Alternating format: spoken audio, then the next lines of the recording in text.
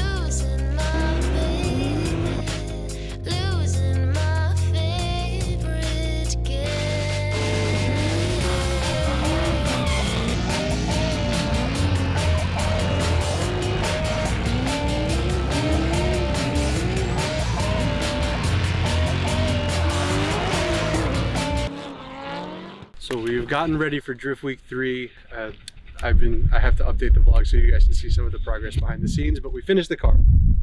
It's here. I was up till 3:30 this morning, putting it on the trailer, packing up all the parts and everything. And I still had to get up for work at 6 o'clock, so I am really freaking tired. This has been a tremendous amount of work.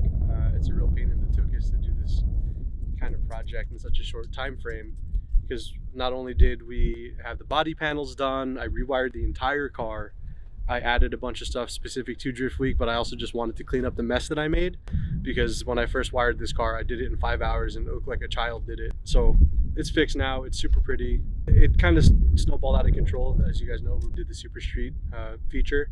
So there was the aesthetics of the car. I wasn't gonna do anything with that. Had to do it. Was going to do some maintenance anyway, so like a clutch, some gaskets for the motor. That was the main priority because I just wanted to drive. And then again, back to Drift Week. Now it's going to be I think almost $2,000 or 2,000 miles or so that I got to street drive the car, so we had to make it kind of semi-street legal, and we just tidied up the car a ton. This is going to get into a bit of a sad story, but around this time last year, I got displaced from my my career path because of COVID. I had worked in motorsport for a little while with a race shop in Jersey, and a bunch of my teammates from there have continued on in the path, but I couldn't seem to get my feet back under me. So I've been out of the industry full-time for a year now, and being able to do this project with the help of my friends who are extremely skilled, it's been a real blessing, and it's been a big confidence booster for me to know that I still have the skills and everything that I learned hasn't left. So let's take a look. We have the fuel cell. That's from Evident Function Motorsports. We added a 15-gallon tank between the strut towers, not only for weight distribution, but also for fuel capacity for Drift Week. This car had an 8-gallon cell in it, and it would keep running it dry, and it was just a lot more maintenance than I thought it was worth, so we added that in. So the fuel cell used to be here. As you'll see in the vlog, you watched me cut it out, and this is where it ended up. And it not only moved the weight between the strut towers to reduce that pendulum effect during transitions, but it also gave me some trunk space back, so I can put stuff in here for Drift Week and totes so they don't get too crappy and dirty. Concentric Motorsport loom. It's kind of hard to showcase because it's all put away, but all of this is done so this cabling stays nice and neat, and it's all run super nice. This is like a heat shrink tubing, and it is a pain in the ass because you make these wires and you bundle them together, and then you have to snake them. Like, I think this is almost 9 feet worth of cable back here that you got to twist by hand.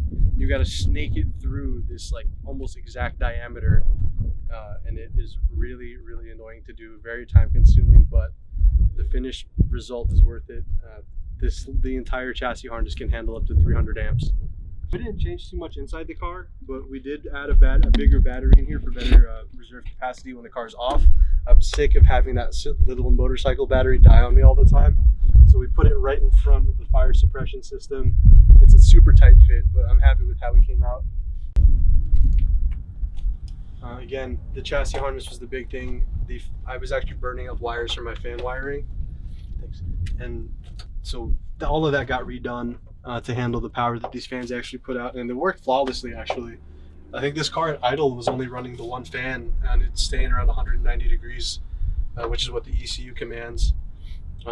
Operating temp stays exactly where we want. So before I had both of the fans just on all the time, and you'd watch the coolant temp dive too far and it'd come out of range. So now the ECU just controls everything, and I don't have to worry about flicking a switch on and off or worry about something like that failing. Just the fit and finish is a lot better, and it better reflects the capability I have now as a tech. So I was just saying to the guys, I don't think I had to do any of this, but I mean, I have a lot of pride in it. So like, if you are gonna take a hobby this serious, I think everyone should try their best to show that how they. I like to drive it. I don't like working on it, so that's why I spend time to actually make things proper the first time, because I hate doing shit twice. I was sick that I had to redo that fuel cell twice. It is so much work. Doing it again later costs you more money, and it costs you more resources. Think about your time expense. The car's down, now you're going to miss events, so your opportunity cost. I'm able to get out to more events. I'm able to have better visibility for potential partners or people even just wanting to, check in and say, hey, I think that was really cool. Chris will probably tell you, a lot of these guys that go into pro, they probably don't think about those sorts of things. Yeah, they don't think about any little things like that. So when a lot of these pro guys first get into it, their car is 90% there, right? The car is 90% there. This is the last 10%. Or no, it could be even 95%. And the last 5% is doing little things like this, getting all of it situated and sorted, making it all look nice. People pay attention to that. Exactly. People pay attention to that. You might be at an event somewhere. You might not think anybody's paying attention, but if the right person sees what you're doing and they like what you're doing, that's how you get the support that you need.